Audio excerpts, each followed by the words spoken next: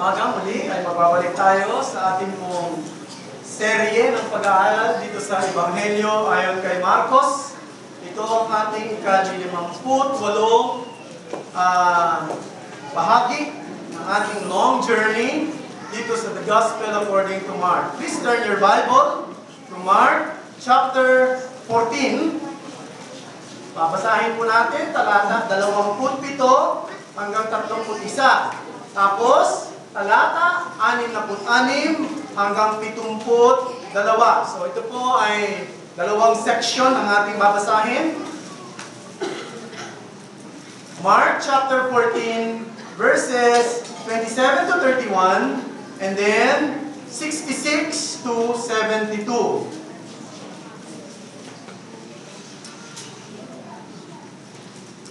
Sinabi sa kanila ni Jesus, "Kayong lahat ay tatalikod sapagkat nasusulat, hahampasin ko ang pastol at kakalat ang mga tupa. Ngunit matapos akong maibangon, mauuna ako sa inyo sa Galilea." Subalit sinabi sa kanya ni Pedro, "Kahit tumalikod man ang lahat, ako hindi." Kaya sinabi sa kanya ni Jesus, "Katotohanan sinasabi ko sa iyo, na ngayong gabi rin ito, bago tumilaok ang manok, ang nang makalawa, itatatwa mo ako ng 3 ulit. Ngunit sinabi niya nang may diin, kung kinakailangang mamatay akong kasama mo, hindi kita ipagkakaila. Gayon din ang sinabi ng lahat." Verse 66. Samantalang nasa ibaba si Pedro, sa patio, lumapit ang isa sa mga alilang babae na pinakapunong pari. Nang makita niya si Pedro na nagpapainit, siya'y kanyang tiningnan at sinabi, "Ikaw man ay kasama rin ni Jesus sa taga-Nazaret." Ngunit siya'y nagkaila na sinasabi, "Hindi ko nalalaman ni nauunawaan ang sinasabi mo." At lumabas siya sa pasilyo, pagkatapos ay tumilaw ang manok. Nakita siya ng ilang babae at nagsimulang magsabi muli sa mga nakatayo roon, "Ang tao ito ay isa sa kanila." Ngunit muli nagkaila siya, pagkaraan ng ilang sandali at sinabi niya muli sa mga nakatayo roon kay Pedro, "Tunay na ikaw ang isa sa kanila, sapagkat ikaw ang taga-Galilea." Ngunit siya nagsimulang magmura at sumumpa, "Hindi ko nakikilala ang tao ito na inyong sinasabi." At kaagad sa ikalawang pagkakataon ay tumilaw ang manok. At naalala ni Pedro ang sinabi ni Jesus, "Bago tumilaw ang manok ng makalawa, ay pagkakaila mo ako ng 3 ulit." Nanlubog siya at tumakas. Ito po ang salita ng Panginoon.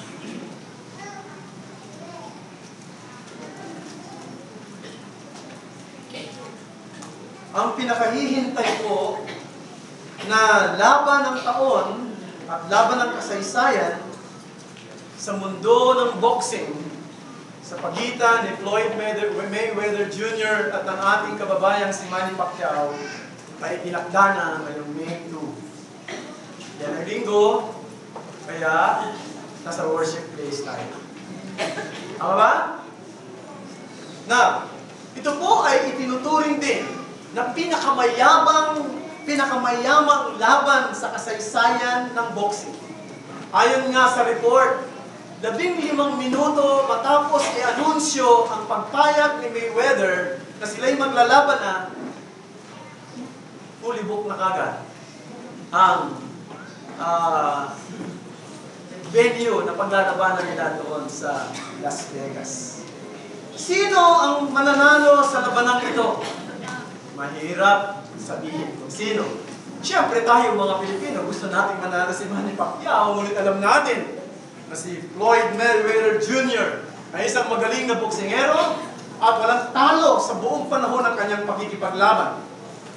At hindi rin natin mapipredict sapagkat iba-iba ang opinyon, maging ng mga sports analysts ngayon.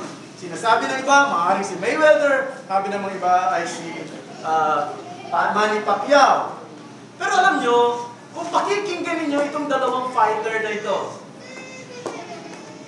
malinaw na sinasabi nila, tahasang sinasabi nila, kaya nilang talunin ang kanilang kalaban. Sabi nga ni Manny Pacquiao si Mayweather ay isa lang sa mga boksingerong nakalaban ko noon. Sabi naman ni Mayweather, madaling matalo si Manny Pacquiao. Pareho silang nagpapahayag ng kanilang kumpiyansa na mananalo sa labang ito. Alam nyo, maiintindihan natin yan. Sa mundo ng palakasan at paligsahan, yung pong self-confidence, minsan kailangan yan. No? Sa mundo ng boxing, na tulad ni paglalabanan nitong dalawang ito, kinakailangan din mag-assert ka ng iyong kakayanan at ng iyong kapangyarihan na katalunin ng iyong kalaban. Sapagat yun ay isang psychological tactics. No? Kung magpapakita ka ng takot, ng pangkahinaan, maaaring hindi makatulong yan at maaaring magpalakas ng loob palalo sa iyong kalaban. At para rin makakuha ng maraming suporta sa mga fans, ang bawat isa ay dapat mag-assert that they can really win this game. No? With confidence. Pero alam niyo mga kapatid, sa buhay Kristiyano, sa pakikipagdigmang Kristiyano, ang self-confidence ay walang puwang. Sa buhay Kristiyano, ang kumpiyansa sa sarili ay walang puwang. At dito po sa mga talata na binasa natin, makikita natin na ang self-confidence o ang pagtitiwala sa sarili ay instrumento ng pagbagsak maging ng mga alagad ng Panginoon. Tinuturo ng banal na kasulatan na ang pagtitiwala lang kay Kristo sa kanyang salita at sa kanyang lakas ang paraan upang tayo'y magtagumpay sa anumang laban ng buhay bilang mananampalataya at para ipaglaban ang kanyang interes at ang kanyang simulain. Ang tiwala ay wala sa sarili nating lakas, sa sarili nating talino, kundi sa talino at lakas ng Panginoon. And actually, the very passage that we have read this morning conveys the message. Ito po yung pinapakitang mensahe ng mga talatang ito. Self-confidence is proven to be futile in the face of intense trials. Ang pagtitiwala sa sarili o kumpiyansa sa sarili ay walang kabuluhan sa pagharap sa pinakamabibigat ng pagsubok ng buhay. Kaya ang mahalaga na maintindihan natin, mga minamahal na kapatid sa simula pa lamang, na ang buhay Kristiyano ay hindi nagbibigay puwang sa pagtitiwala sa iyong sarili. Gaano ka man katagal sa buhay Kristiyano, gaano man karami ang iyong alam, gaano man karami ang tagumpay na pinagdaanan mo, hindi ka pwedeng magtiwala sa sarili mo, kundi ang tiwala ay na kay Kristo lang. Now dito sa talata na ating binasa ngayon, nais ko pong hatiin ito sa tatlong bahagi. Una, tingnan natin. The solemn prediction. Pangalawa, the sad protestation. Pangatlo, the Savior's word of precision. The solemn prediction. Dito ay agad na sinabi ng Panginoong Jesucristo nang walang kagatol-gatol na sinabi niya sa kanyang mga alagad. Matapos ang isang banal na hapunan, maaari pumunta sila sa isang lugar at sinabi niya sa kanyang mga alagad sa talatang 27, kayong lahat ay tatalikod. You will fall away. So, ang una pong prediction, or solemn prediction ay the fall. Ang pagbagsak ng kanyang mga alagad.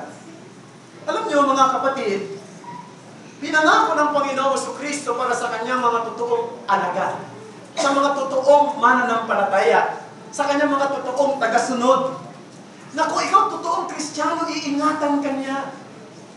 No?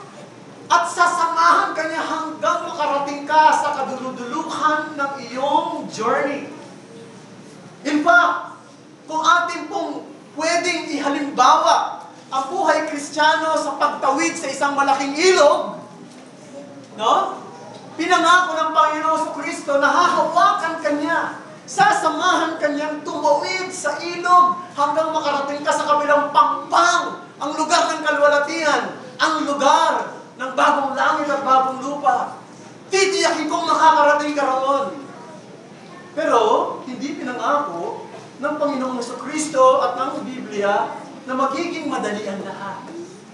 Hindi pinangako ng banal na kasulatan na merong smooth journey patungo sa glory. At dito, sinabi nga na merong panganib. And very clear yung language. Hindi binalutan ng Panginoon Jesucristo ng mga magagandang salita. Hindi niya sinabi ganito, pinagpasikot-sikot pa siya. Hindi. Sinabi niya, you will fall. You will all fall.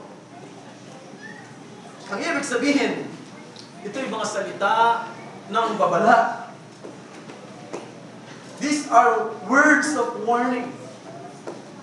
That severe trials may come even to a sincere disciple.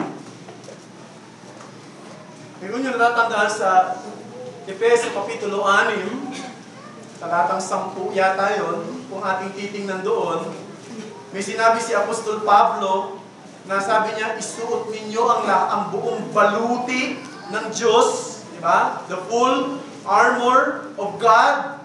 Ephesians chapter 6 and verse 10, I think. Sabi niya, magpakalakas kayo sa Panginoon, sa kapangyarihan ng kanyang kalakasan. Verse 11, isuot ninyo ang buong kasuotang pandigma ng Diyos upang makatagal kayo. Sa ibang translation ang ginamit ay sa masamang araw, sa evil day. Na marami nag-interpret ng salitang evil day dito ay tumutukoy sa judgment day. Pero sa aking palagay, hindi po ito tumutukoy sa judgment day, kundi ito tumutukoy sa mga laban natin sa buhay. Ito'y tumutukoy sa mga masasamang araw na animoy ang diablo'y napakalapit sa iyo. Ito yung mga araw na parabang ang mga mangyayari sa buhay mo ay hindi yung mga inaasahan mo mangyari. Ito yung araw na parabang nalalasahan mo ang hirap, ang pasakit, at ang pag-uusig ng mundo. Ito yung araw ng pagsubok na matitindi.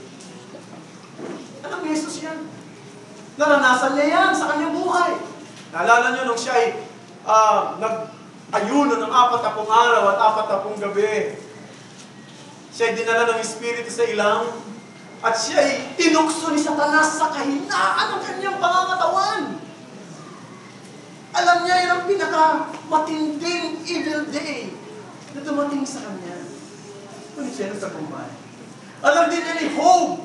Kung naalala natin ang kwento ni Job, isang tao na itinuturing na matuwid nung panahon na yon. Maganda ang kanyang relasyon sa Diyos. Maayos ang kanyang pamilya. In fact, maging siya, concerned siya sa kanyang mga anak. Naghahandog siya para rin sa kanyang mga anak. Mayaman siya. Pero dumating ang evil day sa kanyang buhay. Lahat ng kanyang ari-arian ay nawala sa isang iglap. Lahat ng kanyang kayamanan ay nabura sa isang iglap. At ang pinakamabigat, ang kanyang 10 anak ay namatay. At ang pinakamatindi, nagkaroon pa siya ng sakit. Nagkaroon siya ng bukol mula sa kanyang puyo hanggang sa kanyang talampakan. Ano ba't hindi na siya nagsusuot ng damit at nakaupo na lang sa abuhan? Ang pinakamatindi pa ang kanyang asawa na sa panahon sana ng kanyang mga paghihirap ay magiging kaagapay niya. Ay nagsabi sa kanya, sasamba ka ba ba sa iyong Diyos? Sumpain mo na siya, di kayo mamatay na.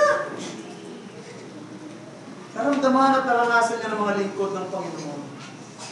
It is a day of tempting. It is a day of testing. It is a day of shaking. At ito'y pinapayagan ng Diyos na mangyari pagkaminsan sa mga tunay na mga mananampalataya. Upang tayo subukin. Upang patunayan na tayo ay totoong ginto at hindi tubog lang sa ginto. Upang pakita na habang tayo dumadaan sa apoy, ang mga impurities ng ating pagkatao ay mawala. Upang matutunan natin, mga kapatid, na talagang tayo'y mahina at kailangan natin siya lagi.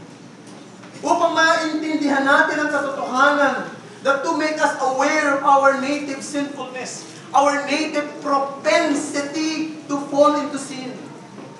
Upang matutunan natin na kailangan natin magtiwala lagi kay Jesus at hindi sa ating lakas at karanasan. The fall, that's one solemn prediction. Number two, the fulfillment. More than that, he backed up what he said from the Word of God. Sabi niya sa talata 27 rin.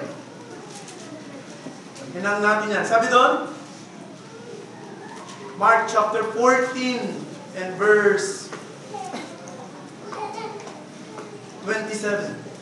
Sapado, sabi niya, kayong lahat ay tatalikod sapagkat nasusulat. Nasusulat. Hahampasin ko ang pastol at kakalat ang mga tupa. Now, si Jesus ay nag-quote ng isang prophecy mula sa book of Zechariah.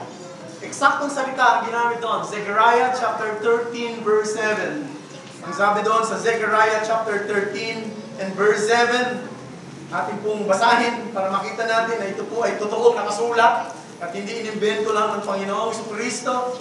Sabi, gumising ka o tabak,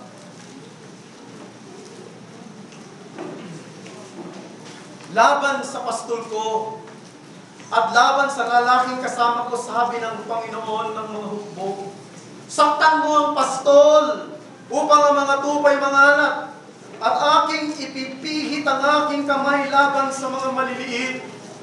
Yung salitang saktan mo ang pastol upang ang aking tupay mangalat. Ano ibig sabihin ng saktan? Ipinaliwanag sa atin yan ni Isaiah. Sa Isaiah chapter 53. Kung babalikan lang natin saglit, Isaiah chapter 53 and verse 4 and 5. Pinaliwanag sa atin anong ibig sabihin ng sasaktan ko ang iyong pastol at mga ngalat ang kanyang mga tupa. Isaiah chapter 53 verses 4 to 5. Tunay na kanyang pinasan ang ating mga karamdaman. Dinala ang ating mga kalungkutan. Gayon may ating itinuring siya na hinampas, sinaktan ng Diyos at pinahirapan. Ngunit siya'y nasugatan dahil sa ating mga pagsuwan. Siya'y binugbog dahil sa ating mga kasamaan. Ipinataw sa Kanya ang parusa para sa ating kapayapaan at sa pamamagitan ng Kanyang mga latay ay gumaling. Ang ibig sabihin, mga kapatid, na ang pagdurusa at kamatayan ni Kristo ay itinakda na ng Diyos noon pa. Maging ang Kanyang paghihirap, maging ang sakit na Kanyang naranasan ay itinakda na ng Diyos, maging ang epekto nito sa mga tagasunod niya, sa Kanyang mga tupa. What's the point? The point is nothing happens to God's people by accident. Lahat ng nangyayari ay ayon sa plano ng Diyos. Ito ay magbibigay sa atin, hindi lang ng babala, at the same time encouragement, that even the worst thing that happened to us will serve the very highest purpose of God. Number three, the solemn predictions, not only the fall, the fulfillment, but the future hope. Verse 28.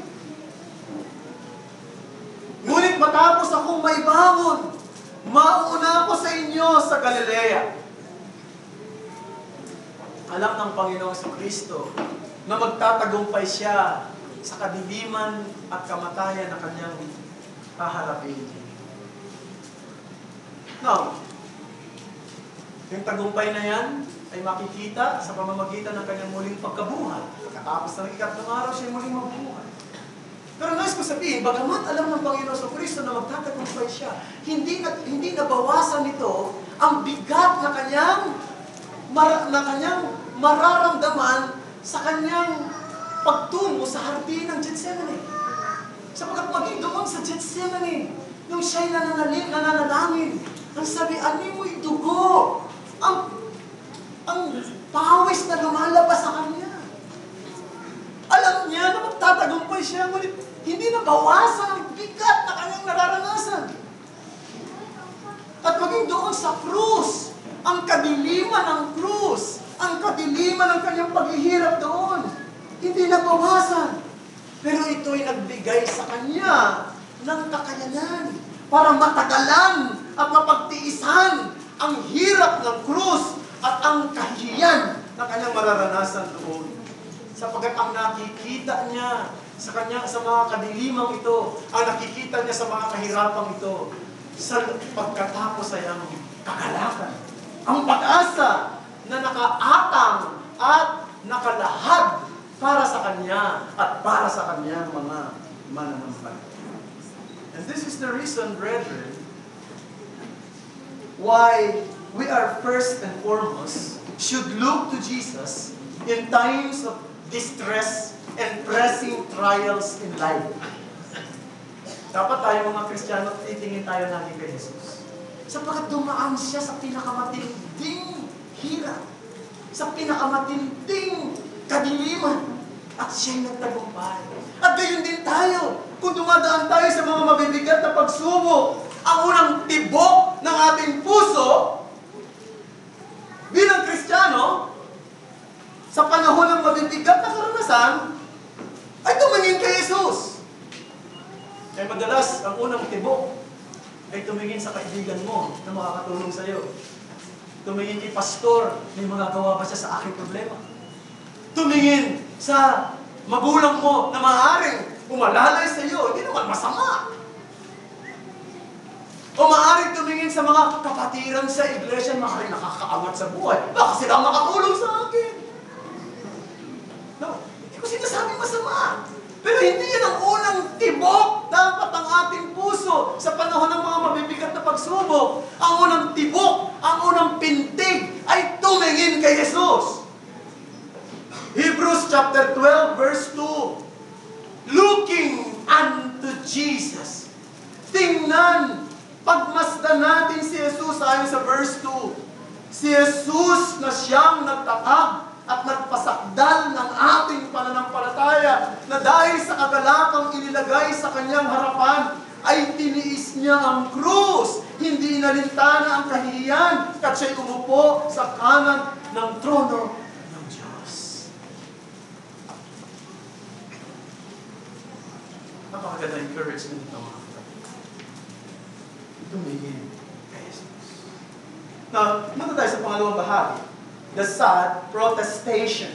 Na matapos sabihin ng Panginoon sa Kristo sa kanyang mga alagad na you will all fall away, na kayo babagsak, anong naging reaksyon ng mga alagad? Natakot ba sila? Ha? Nangamba ba sila? Humingi ba sila ng tulong sa Panginoon?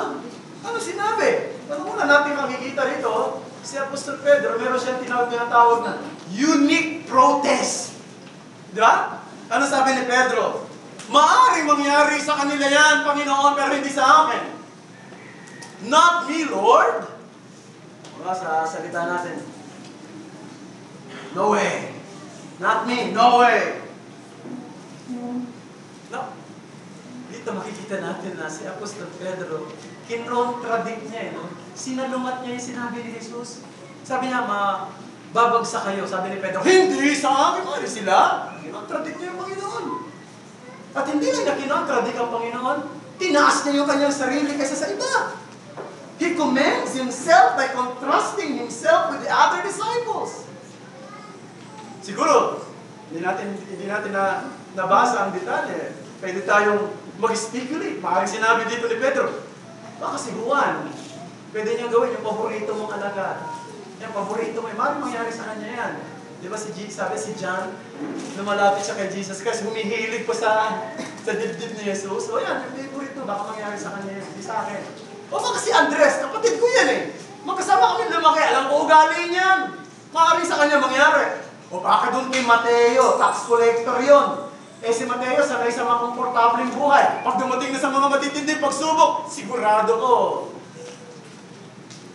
babagsak yan. Hindi ako. So dito makikita natin, yung protest ni Peter is very unique. Parang tingin niya, special siya sa lahat. Now what can we say about Peter? Ano masasabi natin kay Pedro?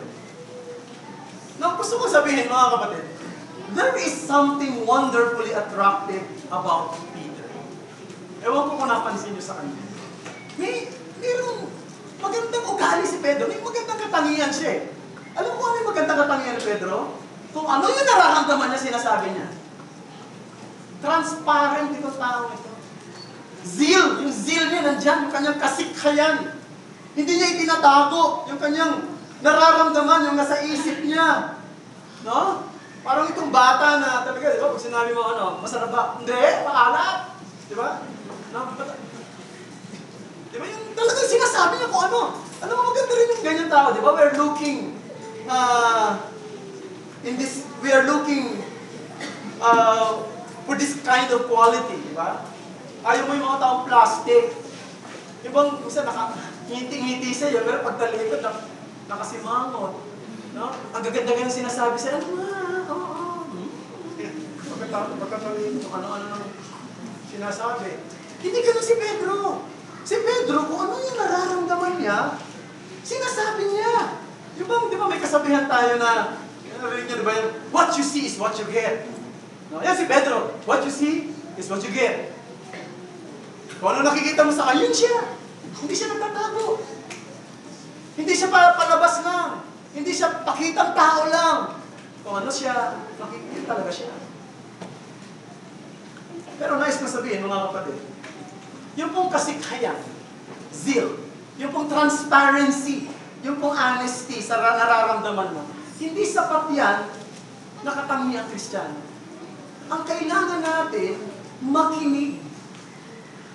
Pakinggan ang sinasabi ng Panginoon. Yan ang kailangan natin.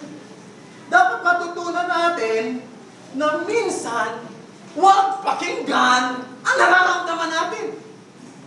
Dapat matutunan natin na minsan, takpan ang ating mga tenga sa ibinubulong ng ating puso. May mga panahon ganoon upang magbigyang daan at puwang ang salita ng Panginoon. Bakit?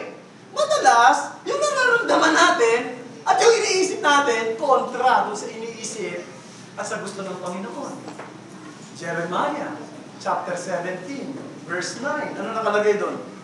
The heart is deceitful above all things and desperately sick. Yan daw yung heart. Who can understand? Ibig sabihin, madalas yung nararamdaman natin, hindi totoo. Nagkakatotoo, magkaminsan, pero mas madalas hindi. Kaya may mga pagkakataon, hindi tayo dapat nakikinig sa ating nararamdaman. Pakinggan natin ang Diyos. Pakinggan natin ang Kanyang salita. Suriin natin ang Kanyang salita, sapagkat ang Kanyang salita ang siyang laging tama at tumpak sa ating mga pangangailangan. Pangalawa, tingnan natin dito, hindi lang si Pedro eh. Merong united protest na nangyari. Sa huling bahagi ng verse 32 ba? Sa huling bahagi ng sinabi ng mga alagad eh, di ba? Sabi ng mga alagad, hindi lang si Pedro, kundi yung mga alagad din eh. Nagsabi sa verse 31, sa huling bahagi, sabi, gayon din ang sinabi ng lahat. No? So, hindi lang si Pedro nagsabi na hindi ako tatalikod. Sinabi rin ng mga alagad. Na bakit? Anong nag-motivate sa mga alagad na sabihin din nila yon? Hindi natin alam. Pwede natin sabihin, sincere din sila sa kanilang sinasabi ng oras na yon. O pwede rin naman na nadala lang sila kay Pedro. Kasi pwedeng mangyari yan. Nakakadala rin yung ibang tao di ba?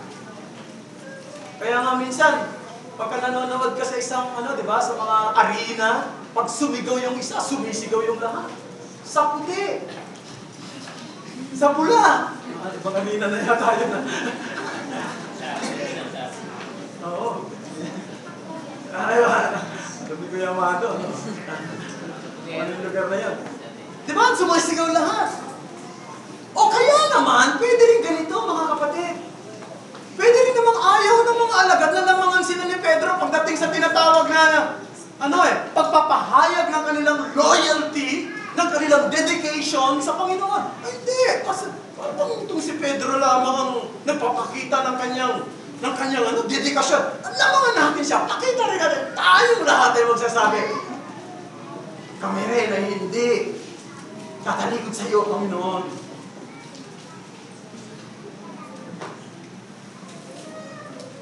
Pero, ito gusto ko sabihin mga kapatid. Di ba ang prinsipyo ng Bible? May prinsipyo ang Bible na kakaiba sa prinsipyo ng mundo. Sa 1 Corinthians chapter 10 verse 12, mahalaga itong prinsipyo na ito.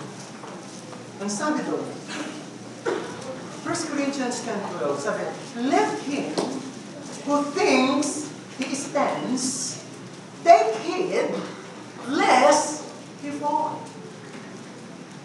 Siya na nag-iisip na matatag siya, na kaya niyang tumayo sa kanyang sariling paa. Mag-ingat!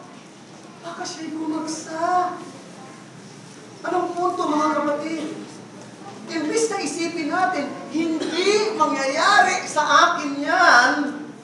Ang dapat nating gawin ay ipagkatiwala araw-araw ang ating sarili sa Panginoon. Humingi ng lakas sa Kanya. Isalig ang ating sarili sa lakas niya. Kailangang mag-focus tayo sa responsibilidad natin na magtiyaga, magtiis sa tulong niya. At ating ipakita ang ating kaligtasan ng may takot at pakikinig. We have to work out our own salvation with fear and trembling. Ikatlo, at ikahuli, the Savior's word of precision. Now, mapapansin natin, kung sabihin ni Pedro na hindi mangyayari sa akin yan, siguro sila, no? Ano sinabi ng Panginoon sa Kristo? Sabi ng Panginoon sa Kristo, yung iba mga ngala. Pero ikaw, Pedro, dahil tingin mo sa sarili mo, unique ka, unique. Natatangi ka, may sasabihin din ako sa iyo, natatangi. Na para sa iyo, natatangi ang pagbagsak mo kaysa sa iba. Sapagkat, ang sabi niya, in verse 30b, sinabi sa kanya, katotohanang sinasabi ko sa iyo, ngayong gabi rin ito, bago tumilapok ang manok ng makalawa, itatakwa mo ako ng talumpay. Nais ko sabihin mga kapatid, yung sinabi ni Jesus ay eksakto, precise, eksakto ang salita, at eksakto ang nangyari. The Savior's word, precision. Now, yung pong four writers, si Matthew, si Mark, si Luke, si John, pare-pareho nilang itinala sa kanilang mga aklat yung pangyayari na si Pedro ay nagtatwa sa Panginoon sa Kristo, at pare-pareho nilang isinulat kung paano tumilaok din ng manok. Pero alam niyo ba na si Lucas lang ang nagbigay ng detalye sa pangyayari nung matapos tumilaok ang manok. No? Nung matapos tumilaok ang manok, si Lucas lang ang naglagay sa kanyang aklat, sa chapter 22, verse 61 ng The Gospel according to Luke, na pagkatapos na tumilaok ang manok ay biglang lumingon si Jesus sa malayo. At si Pedro naman ay biglang napatingin kay Jesus at nagsalubong ang kanilang Panginoon. Sabi, naalala ni Pedro ang lahat ng sinabi ni Jesus. At siya'y nanilumot at nanangis ng lupa. Isipin nyo mga kapatid. No? Consider the majesty of divine providence here. Consider how the Father orchestrated this moment with such precision and beauty. Noong oras na yun, nandun sila sa isang kangaroo court, nandun sila sa isang lugar, ang daming tao, no? Andiyan ang mga kawal ng mga Romano, andiyan ang mga nag-aakusa kay Jesus, ang mga leader ng relihiyon, andiyan ang mga tao na mga umosyoso, na patungo sa kabila, parito, ang daming tao, at ang mga alagad na iba'y wala. Hindi na nagpakita si Pedro. Kahit pa paano, mayroon din siyang tapang. Sumunod siya pero sa malayo. At hindi sila nakikita ni Jesus maaaring sa dami ng tao. Pero nung tumitaw kang ano, biglang lumingon si Jesus sa isang lugar na kung saan nakaupo si Pedro sa dami ng tao.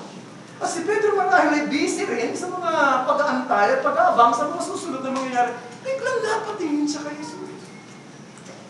Eksakto ang Panginoon. At nung magsalubong ang kanilang mga paningin, animoy ito'y isang, pwede nating sabihin na naglock ang kanilang paningin. Para bang, ano ba yung aso na pag kumagat, naglalak? Yung pitbull, naglock. Pagkagat, hindi na matanggal. At naalala ni Pedro. And he broke down. Verse 72, and wept. It only shows that our Savior does not only know what will happen, but He is in control of all things that happen. Hindi lang niya alam kung ano ang mangyayari. Siya ang may control ng bawat mangyayari. Hindi tayo makakatago sa Kanya. Hindi natin siya maiiwasan. Hindi natin mapipilipit ang kanyang mga kamay upang mangyari ang mga bagay ayon sa gusto natin. Kaya nga mga kapatid, dapat tayong makinig sa Kanya. Dapat tayong magsalig ng buong buo at magsuko ng buong buo sa magagawa niya at hindi sa magagawa niya. Sapagkat hindi lang niya alam ang kasaysayan. At hindi niya lang alam kung ano ang mangyayari mamaya, bukas, sa mga susunod na araw sa iyo, kundi siya mismo ang gumagawa ng kasaysayan.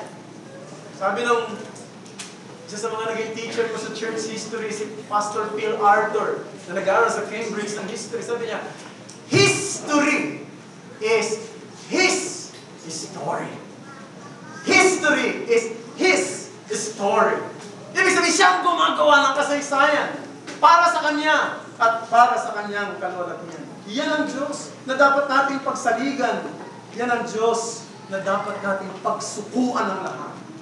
And furthermore, let us be reminded of the futility of mere sincerity coupled with self-confidence to sustain allegiance in Christ in the face of intense temptation. Yung pagiging tapat mo sa sarili mong nararamdaman, tapos tinambalan mo pa yan ng kumpiyansa sa sarili mo. Para sabihin mo, hindi ka tatalikod, hindi ka mahuhulog, hindi ka babagsak, hindi ka manghihina. Napakadelikado niya. Lalo na sa pagharap mo sa pamamagitan ng pagsubok mo. No? Narito si Pedro, isang patotoo sa ating lahat. Si Pedro na ang pangalan ng ibig sabihin ay bato. Di ba? Ang ibig sabihin ng Peter, ang ibig sabihin nun ay bato. Pero yung pagiging bato niya, bumagsak siya sa salita ng mga aliping babaeng Pero mga alipin ng mga punong pare, mga babae, mga batang babae, mga tanong lang ng babae, bagsak na siya. Ang isang bato, pinabagsak ng mga aliping babae. Bakit?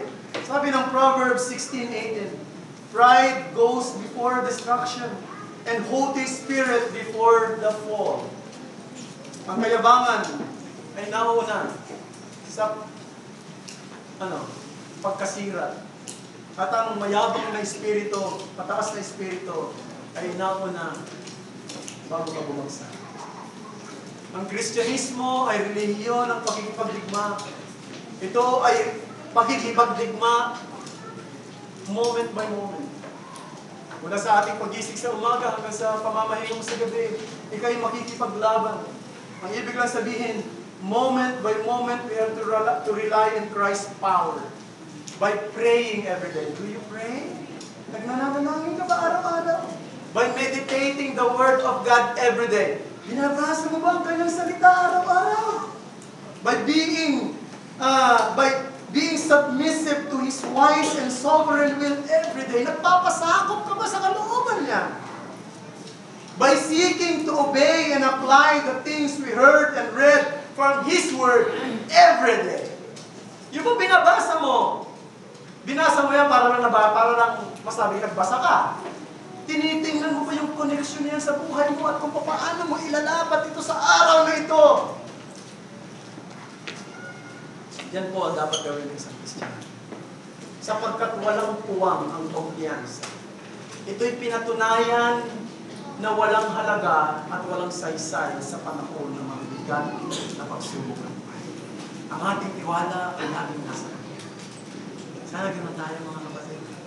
Sana ay ganyan ang ating maging ugali. Ang tiwala ay wala sa sarili natin, kundi sa Kanya.